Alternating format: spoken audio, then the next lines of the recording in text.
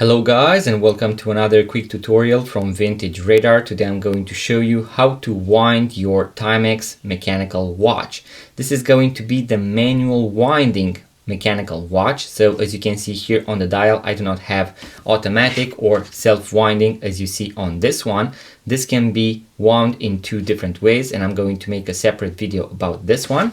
But for these vintage classic manual winding mechanical watches, what you need to do is to rotate the crown in a clockwise direction, and that is going to wind the watch. You can also hear it wind.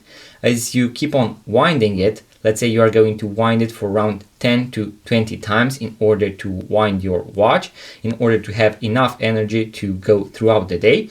At some point you are going to feel some resistance, so winding the watch is going to become harder and harder. This means that you are getting closer and closer to the maximum threshold of windings, and when you feel that resistance becoming very powerful, definitely stop. You don't want to overcome that resistance because you can actually break the mainspring. So once you have reached that maximum numbers of windings, stop and then put the watch on your wrist.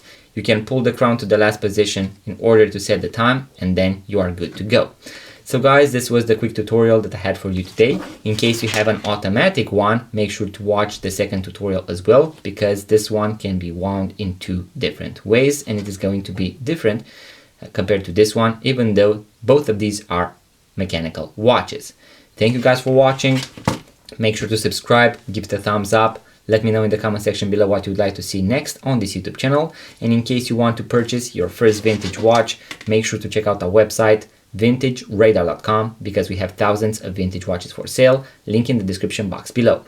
Thank you guys for watching. I'm going to see you in the next video.